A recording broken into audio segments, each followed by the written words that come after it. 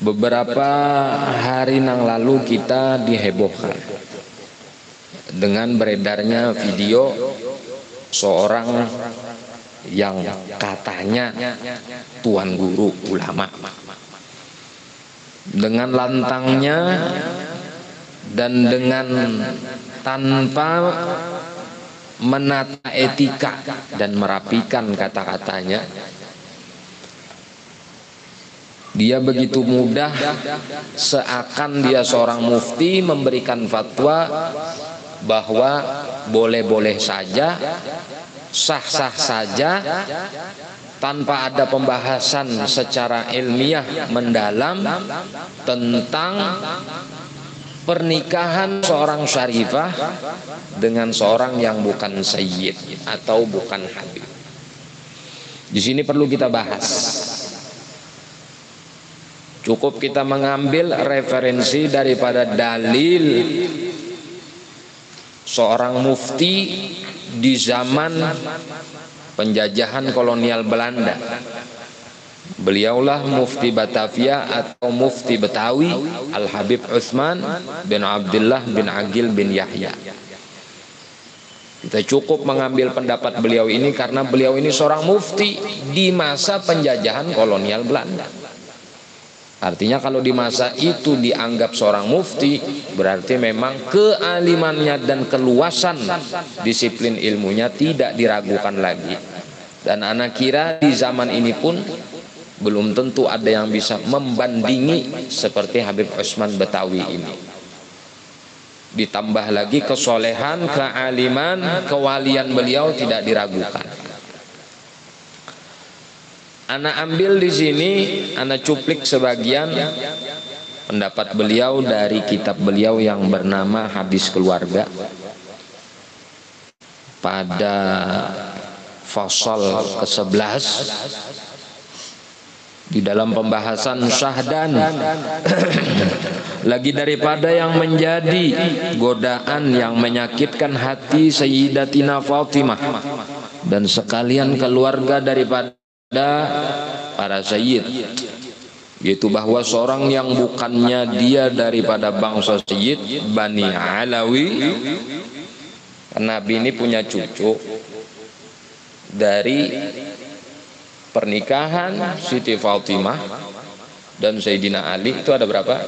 Sayyidina Hasan, Sayyidina Husain, Sayyidina Muhsin meninggal lagi halus, Siti Zainab, kemudian Ummu Kulthum. Pahamlah? Ummu Kulthum dinikahi oleh Sayyidina Umar ibn al-Khattab. Dua orang ini memang tidak distatuskan dari keturunannya itu merupakan keturunan Rasulullah sampai akhir zaman. Ngertilah maksudnya. Tidak terpilih dari rahim mereka akan melahirkan generasi-generasi yang kita kenal saat ini dengan keturunan Rasulullah atau para habaib, para sayyid atau para syarif. Ngertilah? Dipilihlah siapa? Siti Fatimah. Berdasarkan dalil dalam sebuah hadis, kullu bani unza yantamuna ila asabatihim. Setiap anak perempuan itu bernisbatnya kepada asbahnya, yaitu kepada suaminya, kepada suaminya, asbahnya. Perempuan punya anak dengan pernikahan yang sah, yang dimaksud bukan perzinahan. Kalau anak zina itu asbahnya siapa? Mamanya. Makanya ketika anak zina perempuan menikah, itu yang menjadi walinya wali hakim. Yang menjadi walinya wali hakim. La yasihhul wali min abiha ar-rabib. Tidak sah yang menjadi wali itu abah tirinya, sekalipun abah tirinya itulah yang menghamili ibunya atau mamanya. Ngertilah. Sedangkan setiap pernikahan yang sah, kullu bani unta, setiap anak yang terlahir daripada perempuan hasil pernikahan yang sah, yantamuna ila asabatihim, akan bernisbat bernasab kepada asbahnya. Asbahnya siapa? Abahnya, kainya. Illa aulada Fatimah, kecuali anak Siti Fatimah. Kecuali anak Siti Fatimah. Fa ana waliyuhum wa asabatuhum, kata Rasulullah. Maka aku asbahnya dan aku walinya. Mestinya anak Siti Fatimah itu Sayyidina Hasan, Sayyidina Husain, Sayyidina Muhsin, Siti Zainab dan Ummu Kulthum itu asbahnya Abu Thalib. Mestinya menurut adat istiadatnya, menurut kebiasaan. Tapi ini minal mustafnayat, ini pengecualian, wa minal khususiyat, dan termasuk khususiyat Rasulullah bisa melahirkan keturunan dari anak perempuan dan asbahnya Rasulullah. Ajib kada? Ajib. Mengertilah, pahamlah. Nah, ente bisa cucu, ente bisa anak, anak ente bisa anak. Nah, ente asbah dari cucu ente. Kalau ente bisa anak bebinian, ente bisa anak bebinian, ente bisa anak, berarti cucu ente. Ente bukan asbahnya dari cucu ente tadi. Asbahnya adalah kakeknya, orang tua dari suami anak perempuan ente. Mengerti kada? Kalau Rasulullah kada. Rasulullah asbahnya dari anak Siti Fatimah. Ini artinya Allah menentukan pilihan siapa di antara anak Rasulullah yang cikal bakal meneruskan keturunan Rasulullah, dan cikal bakal dari cucu Rasulullah yang meneruskan kembali tutus Rasulullah. Dipilihlah dari Siti Zainab, dari Ruqayyah, dari Ummu Kulthum, dari Fatimah, dipilihlah Siti Fatimah. Dari anak Siti Fatimah dipilih lagi Sayyidina Hasan dan Sayyidina Husain, yang cikal bakal meneruskan keturunan Rasulullah. Berarti Siti Zainab, Ummu Kulthum, saudara Sayyidina Hasan, saudara Sayyidina Husain, putus sudah, tidak ada lagi keturunan, terputus. Mengertilah. Begitu pula keturunan daripada saudara Siti Fatimah, Siti Zainab, Ruqayyah, Ummu Kulthum, ayahlah Ruqayyah, Ummu Kulthum, Siti Zainab, itu pun terputus juga sudah keturunannya. Yang ada cuma keturunan daripada Siti Fatimah dari anaknya Hasan dan Husain. Faham sampai di sini? Yang kita kenal mereka itu dengan sebutan, kalau keturunan daripada Sayyidina Husain biasa diberi gelar Sayyid, diberi gelar Syarif, diberi gelar Habib. Begitu pula daripada keturunan Sayyidina Hasan. Tapi kalau keturunan Sayyidina Hasan biasa diberi gelar Sayyid, Sayyid Muhammad bin Alawi Al-Maliki. Pahamlah? Sayyid Muhammad bin Ahmad Ar-Rifai, Sayyid Muhammad bin Ahmad At-Tijani, turunan daripada Sayyidina Hasan. Sudah, mengerti, paham? Kalau kadang ngerti kena ditakonkan supaya ente mengerti. Jadi ente kena turun ke masyarakat, berhadapan dengan problem seperti ini, ente bisa menerangkan. Karena orang saat ini banyak tidak mengerti, dan ternyata sudah tidak mengerti membenci, bukan mencari tahu. Kenapa kita harus mengangkat permasalahan seperti ini? Karena kebanyakan orang membenci habaib karena kehabaibannya. Masa ada orang membenci habaib karena sesuatu yang lain daripada kehabaibannya? Justru inya benci karena inya tuh habib. Maka kita harus angkat bicara. Kenapa kita harus mencintai habaib? Kenapa kita harus mencintai dzurriyyat Rasulullah? Kenapa kita harus mencintai garis keturunan Rasulullah? Ini perintah. Ini perintah, bukan inisiatif, bukan sebuah hasil ijtihad, kada. Ini perintah daripada Allah. Sudah. Syahdan lagi daripada yang menjadi godaan yang menyakitkan hati Sayyidatina Fatimah dan sekalian keluarga daripada Sayyid, yaitu bahwa seorang yang bukannya dia daripada bangsa Sayyid Bani Alawi, ia beristrikan Syarifah. Ia beristrikan Syarifah daripada bangsa Bani Alawi. Demikian pula orang yang memfatwakan boleh dinikahnya.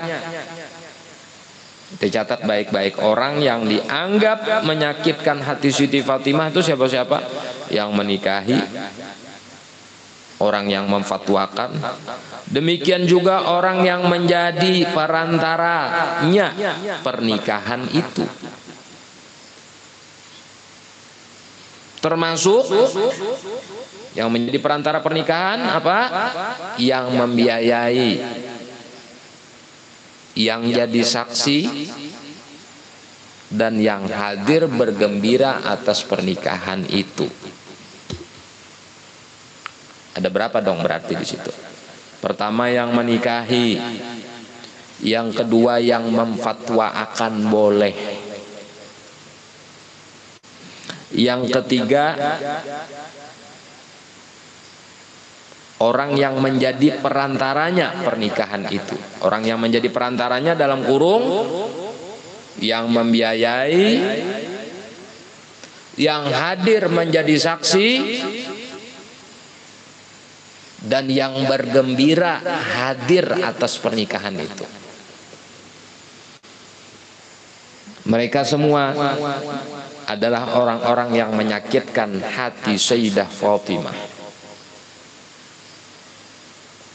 Mun kada tahu Pang Bib, kada tahu kena hukumnya kita ceritakan. Nangaran kada tahu, kita lihat kada tahunya nih kedudukannya, posisinya di Amuntai Kalua kah, atau posisinya di gunung sana nang kada ada ulama. Amun posisinya di Kalua lawan di Amuntai, kada ada istilah kada tahu.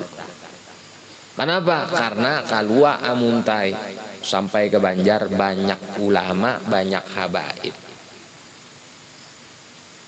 Lucu kalau dipadahkan orang itu tidak tahu. Mengertilah. Kecuali orang yang memang hidup jauh daripada kawasan ulama dan habaib, jauh daripada dunia pendidikan Islam, maka bisa dikatakan udzur syar'i. Udzur syar'i itu. Sudah. Karena sekaliannya itu telah menyakitkan Sayyidatina Fatimah dan anak cucunya keluarga Rasulullah sallallahu alaihi wa alihi wasallam. Ini direkam kalau nih lah. Nah, bagus ini direkam. Jadi ini jadi pelajaran ya. Maka jatuhlah tiap-tiap yang menyakitkan itu di dalam 7 kejahatan yang akan disebutkan di akhir risalah ini.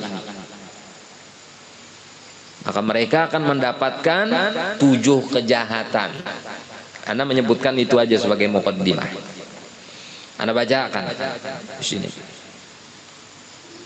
Di dalam kitab Bughiyatul Mustarsyidin karangan Al-Habib Abdurrahman Al-Masyhur, di situ mas'alatun, ada masalah. Syarifatun alawiyatun khatabaha ghairu syarif. Seorang syarifah alawiyah, seorang syarifah dari keturunan alawiyah. Alawiyah ini ada 2 versi. Boleh jadi daripada keturunan Sayyidina Ali, hasil pernikahan daripada Siti Fatimah. Yang dimaksud di sini adalah dari Sayyidina Hasan dan Sayyidina Husain. Atau Alawiyah yang dimaksud ini keturunan daripada Alawi bin Ubaidillah bin Ahmad bin Isa Al-Muhajir. Berartilah seorang syarifah alawiyah khotobaha, mengkhitbah. Apa itu mengkhitbah? Melamar. akan perempuan tadi, seorang syarifah. Ghairu syarif, orangnya bukan syarifah. Apa kata beliau? Fala aro jawazan nikah. Aku tidak melihat kebolehan pernikahan ini. Tidak boleh hukumnya. Wa in radiyat wa radiya waliyuhal aqrabu, sekalipun si perempuan ini ridho dan walinya ridho. Mengertilah. Sekalipun si perempuan ini hakon naja dan abahnya bebiniannya hakon naja, tetap menurut fatwa pendapat daripada Habib Abdurrahman Al-Masyhur, dan ini kita yakini dan kita perpegangi, dipegangi oleh ulama-ulama kita dan habaib kita, la yajuzun nikah, tidak boleh nikah. Lianna hadan nasab syarif as-sahih la yusama wa la yuramu, karena nasab yang mulia yang baik ini tidak bisa disamai dan tidak bisa ditandingi. Loh kok bisa nangka itu? Nah ini alasannya. Apabila seorang suami, seorang laki-laki menikahi perempuan, maka di dalam derajat rumah tangga yang paling tinggi siapa jadi imam? Siapa? Suami. Sedangkan si perempuan derajat nasabnya lebih tinggi daripada sang suami. Logikanya tidak mungkin orang yang lebih tinggi derajatnya dipimpin orang yang tidak sederajat dengan yang dipimpin ini tadi. Ini yang jadi masalah. Yang kedua, suami ini kadang-kadang berhak marah, kadang macam-macam, untungnya segala macam, karena dia merasa tinggi. Sedangkan yang dimamainya ini tadi, yang dimarahinya ini tadi seorang syarifah, anak cucunya Rasulullah. Ini yang membuat bahaya. Makanya la aro jawazan nikah, aku tidak melihat kebolehan pernikahan ini. Artilah, pahamlah. Sama aja logikanya seperti ini. Anak perempuan ini anak tuan guru ganal, tuan guru besar, anak orang alim besar. Yang menikahinya seorang laki-laki bukan keturunan orang alim dan bukan orang alim juga, iya, orang bodoh. Maka secara otomatis karena kebodohannya ini tadi, ia tidak akan menghargai kedudukan istrinya daripada keturunan orang alim besar. Iya kada? Iya, bisa ketulahan kak. Nah, li'anna hadzal nasab syarif as-sahih la yusama wa la yuram. Karena nasab yang mulia ini tidak ada bandingannya dan tidak ada tandingannya. Walikullin mim bani Zahra fihi hakun. Masing-masing anak keturunan Siti Fatimah punya hak atas dihinakan.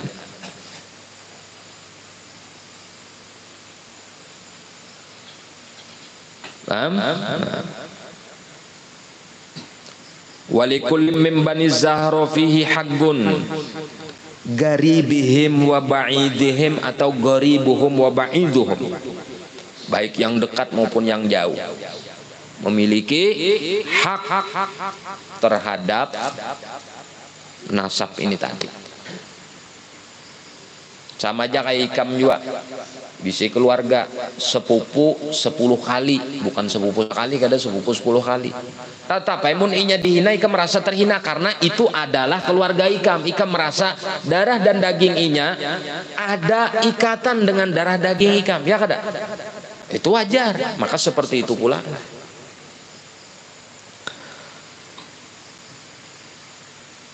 Fali salafina ridwanullahi alaihim, kata Habib Abdurrahman Al-Masyhur, kami memiliki salaf, semoga Allah meridhai mereka semua.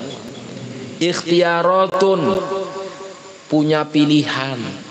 Ya'jizul faqih, yang tidak mampu bagi seorang yang ahli fikih alim an idraki asroriha, untuk mengetahui sir rahasia di balik fatwa-fatwa daripada salaf kami ini tadi.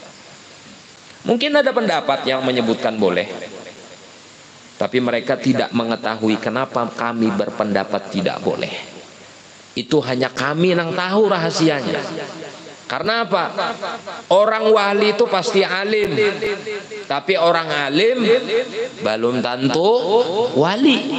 Innallaha lam yattakhidz waliyan jahilan walau ittakhadhahu la'allamahu.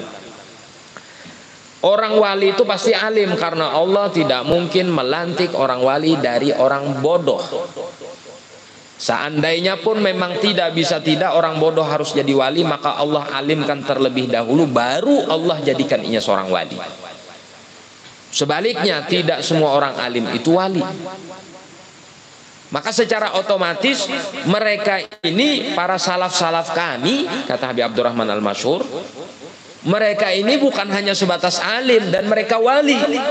Mereka punya pilihan dan mereka punya pandangan yang tidak mampu orang biasa memandang seperti mereka. Yang tidak mampu orang alim biasa memandang seperti mereka. Yang tidak punya kekuatan orang ahli fikih memandang seperti keahli fikihan mereka memandang. Mengertilah, pahamlah. Jadi apa kata beliau? Fasalim, terima aja sudah, jangan melawan. Wala tukhalif, dan jangan melanggar. Kalau ikan melanggar, fatakhsar wa tandama, engkau akan rugi dan engkau akan menyesal tiada akhir. Terima aja sudah. Apa kata Al Habib Abdullah bin Alawi Al Haddad tentang orang wali? Salim li ahlillah fi kulli muskilin, ladaika ladaihim wadihun bil adillah. Kalau ada orang wali itu berpander, orang ahlullah itu berfatwa, terima aja. Apa sebab? Ladaika ladaihim wadihun bil adillah. Ikam lawan orang wali itu jelas perbedaannya. Mereka adalah orang-orang dekat dengan Allah, ikam kada orang dekat dengan Allah. Jadi mereka lebih mengetahui apa nang rahasia di balik Allah Ta'ala yang tidak engkau ketahui rahasia itu tadi. Nah, sepakat sudah kita lah bahwa tidak boleh menikahi syarifah. Ketidakbolehannya itu seperti apa? Sebagaimana ketidakbolehannya itu memakan bangkai. Sebagaimana ketidakbolehannya itu memakan bangkai. Apa hukum memakan bangkai? Haram. Najis bangkai, hukum memakannya haram. Paham? Nanti ada pertanyaan, kayak apa namun sudah terjadi? Nah, wa ammama nussa min sihhati tazwiji syarifatin li ghairi syarif idza radiyat wa radiya waliyuhal aqrabu faqad sarrahu bi anna sababal jawazi daruratu khaufil anati. Kalau seandainya ada yang membolehkan pernikahan seorang syarifah dengan bukan sayyid, dengan catatan si perempuan itu tadi ridho dan walinya ridho, kayak apa hukumnya? Fagot sorrohu, maka sungguh para ulama telah memberikan penjelasan bi anna sababal jawas, kebolehannya itu daruratu khaufil anati, karena sebab darurat takut zina. Sebagaimana bolehlah hukumnya makan bangkai, kok udah boleh. Jadi kalau ditakoni orang ikam, apa hukumnya memakan bangkai? Haram. Amun darurat bang, hanyar boleh. Jangan dipadahkan boleh dulu amun darurat, salah. Karena hukum asalnya kada boleh. Artilah, pahamlah. Apa hukumnya minum khamar? Haram. Tapi mung kada minum khamar bisa mati karena kada ada lagi banyu. Cuma itu nang kawa menolong kawa kita hidup. Jadi apa hukumnya? Jadi boleh. Famanil turra ghaira baghin wala adin fala itsma alaih. Darurat. Sedangkan hukum ketika kita ditanya apa hukumnya? Kada boleh hukumnya. Tetapi kalau darurat hanyar boleh. Maka sama seperti ini. Apa hukumnya menikahi syarifah bagi seorang yang bukan sayyid? Kada boleh. Kada boleh berarti haram. Haram. Adalah nang membolehkan. Kada ada nang membolehkan. Kalaupun boleh karena terpaksa jua. Apa terpaksanya? Darurati khaufil anati. Darurat takut kalau terjadi perzinahan. Misalnya ini syarifah sudah hendak benar kawin. Sudah hendak benar kawin. Kada ada sayyid nang datang. Kenapa? Berhubung syarifahnya berdiam di pelosok. Ialah hadang. Ditawarkan sudah jua. Menelpon lawan Ustadz Fulan, Ustadz cari akan Habib ini segala macam. Kada ada jua. Dan ini hendak banar sudah kawin. Kalau kada dikawinkan, takut inya ini akan terjadi perzinahan atau takut kena inya jadi pelacur. Mengerti, paham? Paham? Harus paham ini buju-buju. Bila kada dikawinakan bisa berzina inya hendak benar sudah kawin. Atau bisa-bisanya jadi pelacur. Maka dihadapkan kita dengan dua darurat. Dua mudorot. Kita dihadapkan dengan dua mudorot. Dua bahaya. Bahaya pertama menikahkan. Ada jua nang hendak nikah lawan si syarifah ini tadi bukan sayyid. Berarti kita dihadapkan dengan dua mudorot. Pertama, mudorot menikahkan inya dengan bukan sayyid. Yang kedua, bila kada dinikahkan inya bisa berzina. Sama-sama mudorot ini. Dinikahkan dengan bukan sayyid, mudorot. Bila kada dinikahkan dengan yang bukan sayyid, bisa berzina inya. Gara-gara kada ada lagi Habib sayyid nang datang. Maka akhafud dororen, nang mana nang paling ringan ini mudorotnya. Nang paling ringan nang mana? Nang menikah bukan sayyid tadi.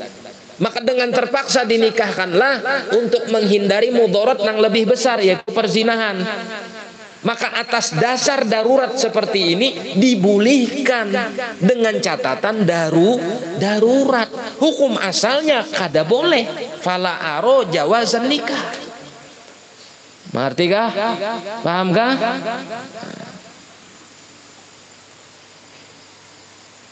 Gala fi bughyatil mustarsyidin fi istithna'i hadhil mas'alah. Berkata Al-Habib Abdurrahman Al-Masyhur di dalam kitabnya Bughyatul Mustarsyidin tentang pengecualian masalah ini. Illa melainkan idza tahaqqaqat al-mafsadati, jikalau nyata terjadi kerusakan bi'adami tazwij, dengan tidak dinikahkan dengan seorang yang bukan sayyid tadi. Bila inya kada dinikahkan akan terjadi kerusakan. Kerusakannya apa? Bisa berzina inya. Fayubahu dzalika, maka dibolehkan yang demikian itu liddarurah. Nah, ingatakan. Ini nang perlu digarisbawahi, liddarurah. Jangan langsung boleh aja tutui situ. Ikam kira wadai apam, ikam kira pelacur syarifah, ya kan? Nah kalau ini beda. Buka, coba buka.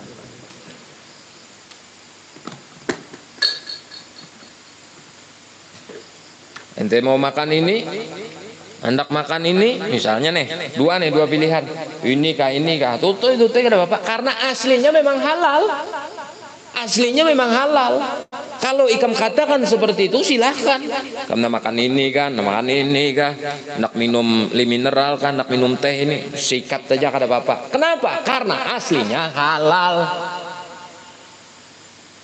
Kalau aslinya tidak halal, haram, kada boleh bepandir nangka itu. Apalagi ini seorang guru. yang berbicara di hadapan umatnya. Karena orang awam menganggap hal itu boleh, bahkan biasa-biasa aja. Wah, udah apa-apa juga Syarifah itu, sikat-sikat ke bapak juga, murah juan itu sama aja kayak kita. Ini anak cucu Rasulullah ini, jangan dianggap remeh. Ngertilah, pahamlah. Illa idza tahaqqaqatil mafsadatu bi'adami tazwij fayubahu dzalika lid-darurah ka aklil maitati lil muttarri.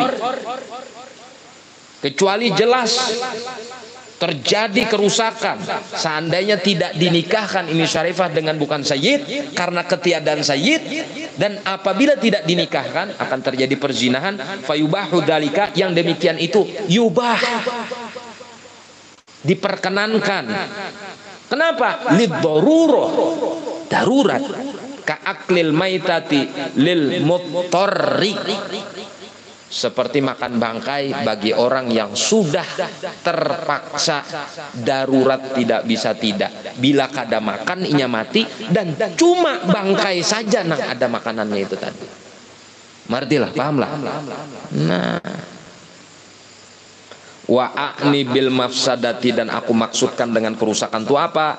Khaufaz zina, takut perzinahan, wa gtihamal fajarati, atau takut terjadi pelacuran dan prostitusi. Lalu inya akhirnya berpacaran. Nah, itu termasuk berganti-ganti pacar, diguringi pacarnya, ditiduri pacarnya, naudzubillah min dzalik. Loh, ini Syarifah, ini Syarifah. Ayyuhal ikhwan, ini anak cucu nabinya ente. Masa ente rela anak keturunan nabinya ente dihinakan? Ente punya ustadz, nih kiai ente, kiai mukti, guru mukti ente. Sidin bisa anak bebinian, lalu anak bebinian sidin dilecehkan, dipermainkan oleh laki-laki di luar. Rela kada ente? Rela kada? Kada rela ente. Kenapa? Ini anak daripada saya punya kiai. Apalagi ini anaknya Rasulullah, anak perempuannya Rasulullah. Ente wajib marah apabila ada orang meremehkan. Patut diragukan ente punya iman bila kada sarek ente. Anak Rasulullah diremehkan orang, anak Rasulullah dilecehkan orang, anak perempuan Rasulullah dilecehkan orang. Kada sarek ente, patut diragukan keimanan ente. Jangan-jangan ente ini anak zina, jangan-jangan ente ini anak keturunan yang kada baik, sehingga ada benih munafik dalam hati ente. Kenapa? Karena keluarga Nabi ente ketika dilecehkan ente kada marah. Kan lucu namanya, dayuth itu namanya, pahamlah dayuth, germo. Hendak ente jadi germo, mucikari bahasa orang Wahini. Nah, itu masalahnya, pahamlah. Walam yujad hunaka man yuhassinuha, sedangkan di sana tidak ada orang yang bisa membentengi si perempuan ini.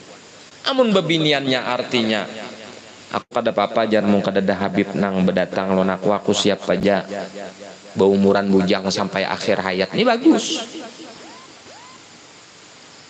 Nah, makanya tugas-tugas antum calon-calon ustadz, calon-calon ulama ini, apabila ada Syarifah yang belum kawin atau Syarifah yang tidak tahu tutus keturunannya lalu hendak kawin dengan orang biasa, antum ini yang turun. Jangan Syarifah, tidak boleh nangka ini, dalilnya ini. Kayak apa jersidin aku nak kawin. Pian sabar Syarifah, kena ulun mencarikan Habib nang layak kasantian. Carikan. Kalau perlu biayai, itu menyenangkan hati Rasulullah.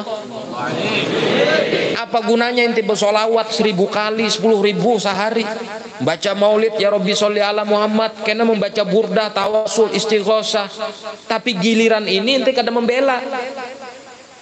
Lebih baik ente nangka ini, walaupun ente bukan orang ahli solawat, walaupun ente bukan ahli maulid, walaupun ente bukan ahli burdah, walaupun ente bukan ahli dalail, tapi ente membantu dan mengangkat serta menjaga kehormatan keluarga Rasulullah, jauh lebih utama daripada ente baca maulid setiap hari, baca burdah setiap hari, baca solawat setiap hari, tapi ente tidak pernah memperhatikan kehormatan dan kemuliaan keluarga besar Rasul Sallallahu Alaihi Wasallam. Itu perlu ente perhatikan itu. Jangan umpat-umpat lon orang-orang nang. Ini dalilnya nih, kitabnya ini. Mun kada percaya datangi ke rumah aku betuyuk bisi kitab dalilnya. Iblis tuh alim pada ikam masuk neraka juga, apalagi nak ikam itu aja. Iblis tuh alim padanya. Kurang alim apa iblis tuh? Dan iblis tuh tidak pernah syirik kepada Allah. Iblis tuh kada pernah syirik lawan Allah Ta'ala. Inya menggoda aja. Kita nang tergoda dengan godaan inya sehingga menjadi syirik. Inya kada pernah syirik lawan Allah Ta'ala. Alim loh iblis tuh ke neraka bukanya. Ikam hanya tahu di kitab beberapa penting aja, lalu agaklah sombong lah.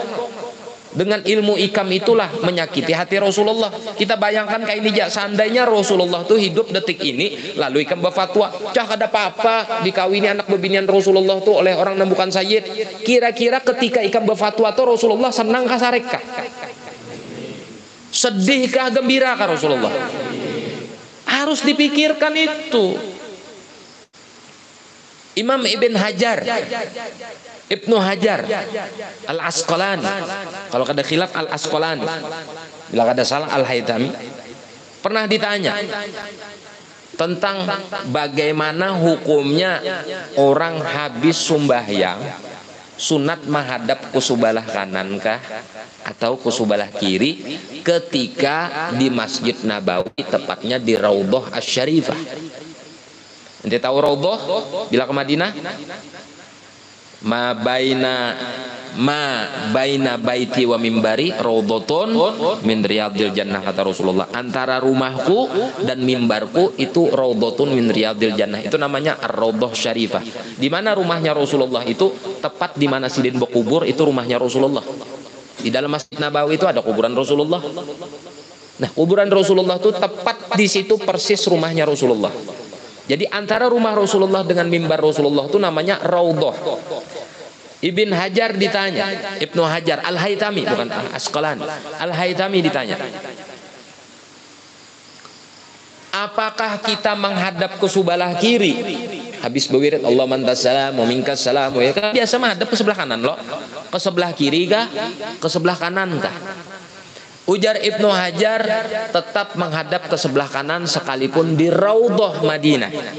Raudhah itu seperti ini. Ini jadi kayak inilah. Coba sikung di sini, di sini. Ini meja ke sini kan? Ini meja ke sini kan? Sikung di sini praktek sembahyang. Lakasi, cepati. Duduk iftiros, menghadap ke sebelah sana, Di semen sini, di semen. Duduk iftirosh, duduk tawaruk. Nah, duduk tawaruk, ya kan? Ini kuburan Rasulullah, yalah. Ini mimbar Rasulullah, di sini orang, anunya, apa? Imamnya. Ini kuburan Rasulullah sebelah sini. Coba Allah mantasalam wa minkas salam. Mantasalam. Berarti menghadap ke sebelah kanan. Ujar Ibnu Hajar, tetap walaupun di Raudhah Madinah menghadap ke sebelah kanan. Faktanya ketika sidin jadi imam, Allah mantasalamnya sebelah kiri sini. Allah mantasalam. Lalu ditakoni, wahai imam, kenapa pian memadahkan menghadap ke sebelah kanan walaupun di Raudhah Madinah, sedangkan faktanya pian menghadap ke sebelah kiri? Itu jasidin fatwa. Amalku nangka ini, artinya adab lebih tinggi daripada fatwa. Mengertilah, tatap sidin menghadap ke sebelah kiri. Artinya apa? Menghormati Rasulullah. Ini Rasulullah di sebelah kirinya, purunlah ikam membelakangi Rasulullah. Walaupun tetap sunnah menghadap ke sebelah kanan, walaupun ujar Rasulullah menghadap ke sebelah kanan, tapi purunlah ikam membelakangi orang yang mengajarkan ikam sunnah. Sama seperti itu, purunlah ikam berfatwa bahwa boleh menikahi anak perempuan Rasulullah dari kalangan orang yang kada sederajat dan kada sekufu dengan mereka. Sedangkan ikam berisi ilmu, ikam dapat berkah ilmu gara-gara Rasulullah. Ikam sendiri menyakiti hati Rasulullah.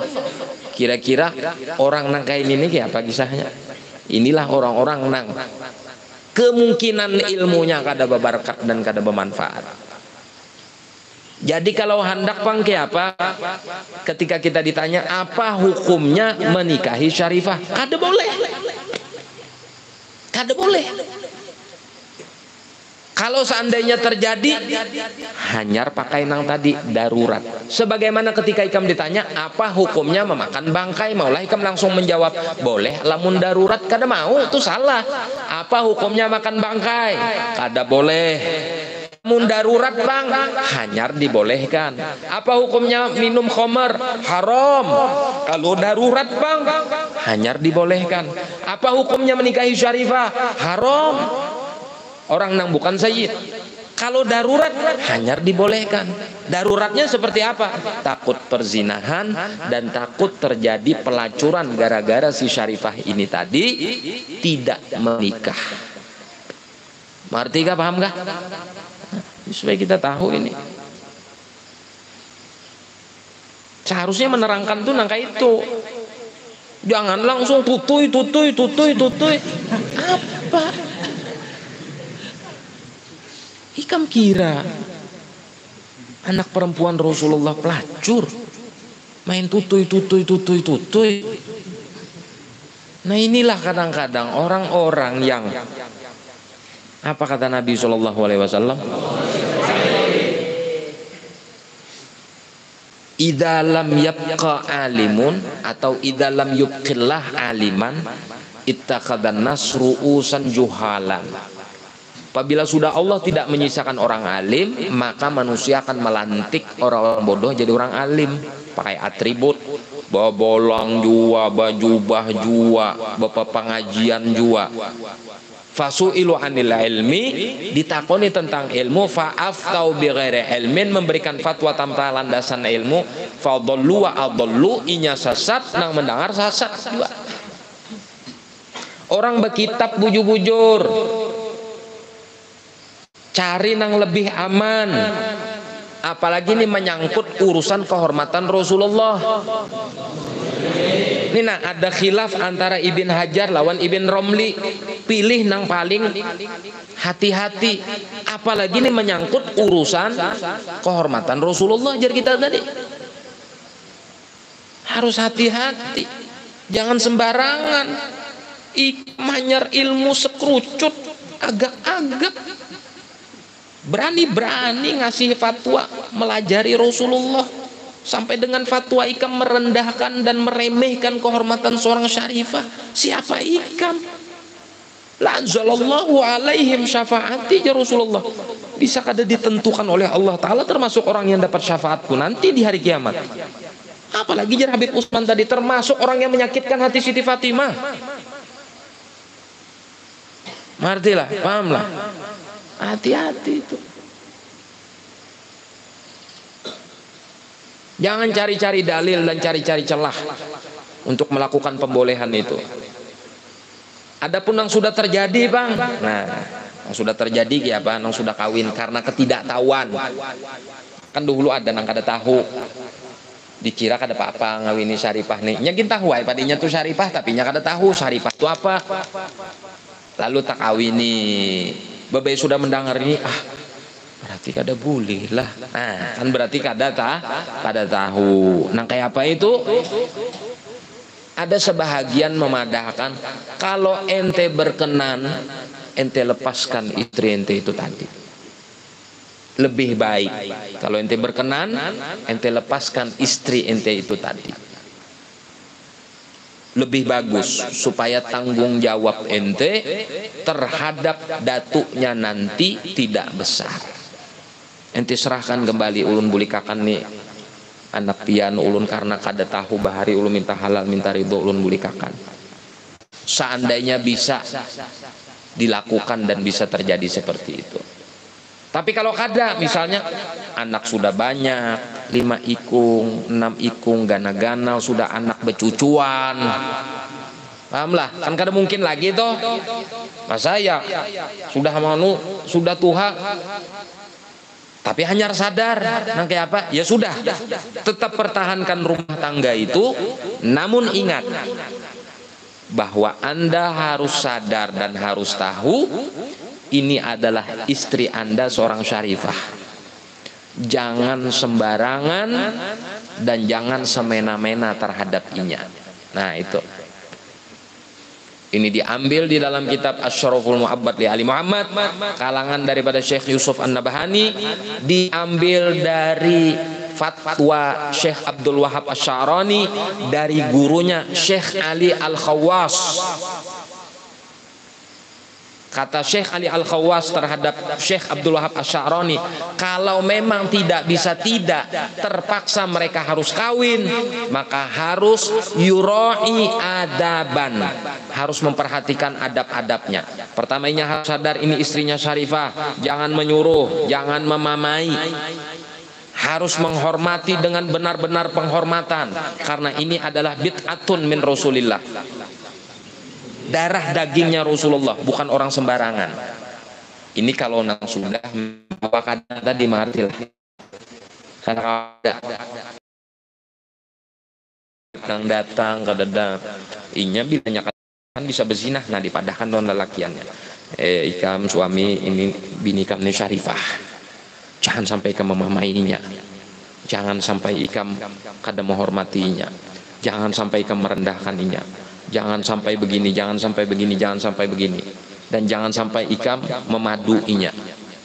Yalah, ini sudah Syarifah, ini berlian. Hati-hati, ikam harus jaga buju-buju. Ini kalau seandainya sekali lagi sudah memang tidak bisa tidak karena sebab darurat.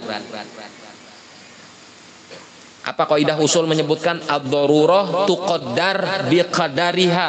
Darurat itu sekadar batasnya saja. Sudah darurat, terpaksa memang kada kawa kada, terpaksa harus dinikahi. Itu pun tidak bisa semena-mena kita menikahinya, itu tadi tetap harus menghormati. Sebagaimana aku bila kada makan bangkai ini nih, mati.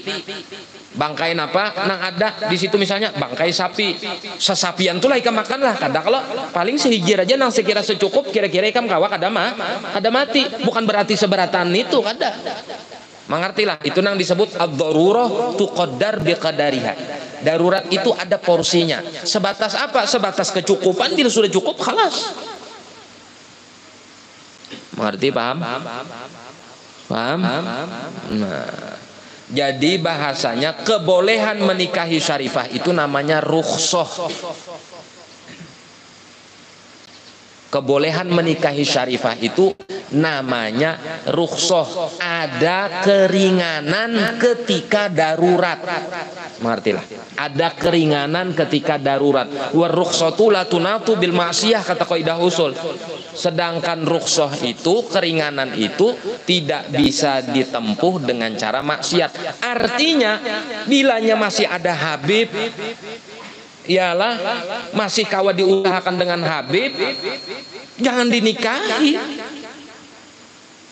Mengerti kah? Apalagi nang Syarifahnya seputaran dari Kalimantan Selatan ini, ya lain Syarifahnya berdiam di gunung sana. Atau memang kada ada Habib. Nah itulah makanya kembali lagi, sekali lagi, kebolehan menikahi Syarifah itu lantaran darurat. Itu rukhsah, keringanan yang sifatnya darurat. Tapi hukum asalnya, apa kata Al-Habib Abdurrahman Al-Masyhur, la aro jawazan nikah. Aku tidak melihat kebolehan menikahi seorang Syarifah dari kalangan yang bukan sayyid. Paham? Berarti jadi antum calon ustadz ini, ialah calon ulama ini, semestinya karena bila sudah ganal perjuangkan nang seperti ini. Kalau ada Syarifah berikan kepahaman. Ente berduit segala macam, carikan Habibnya kalau perlu duit. Ini lebih menyenangkan hati Rasul Shallallahu Alaihi Wasallam. Pahamlah, jadi kita sepakat sesuai dengan apa yang dibacakan tadi, bahwa hukum menikahi Syarifah dari kalangan yang bukan sayyid haram, tidak boleh, illa kecuali darurat. Daruratnya apa? Khauful anati, takut terjadi pernikahan, waqtihamul fajarati, atau takut terjadi prostitusi dan pelacuran. Semoga bisa manfaat dan barokah. Wallahu subhanahu wa ta'ala alam bisawab. Al-Fatihah ila hadratin Nabi sallallahu alaihi wasallam. Iyyaka na'budu wa iyyaka nasta'in ihdinas siratal mustaqim siratal ladzina an'amta 'alaihim ghairil maghdubi 'alaihim waladdallin. Bismillahirrahmanirrahim. Alhamdulillahirabbil alamin. Allahumma shalli ala sayyidina Muhammad wa ala alihi wa sahbihi ajmain. Allahumma anfa'na bima 'allamtana wa 'allimna ma yanfa'una wa zidna ilma. Walhamdulillah ala kulli hal wa na'udzu billahi min ahwali ahli an-nar. Allahumma inna nas'aluka fahman nabiyyin wa hifdzal mursalin wa ilhamal malaikatil muqarrabin. Allahumma aghnina bil ilmi wa zayyinna bil hilmi wa akrimna bit taqwa wa jamilna bil afiyah. Allahumma inna na'udzu bika min ilmin la yanfa'u min qalbin la yakhsha min adayyatin wa sajabu laha rabbana atina fid dunya hasanah wa fil akhirati hasanah wa qina adzabannar. Sallallahu alaihi wasallam Muhammad wa ala alihi wa sahbihi wasallam. Alhamdulillahi rabbil alamin. Taqabbalallahu minkum.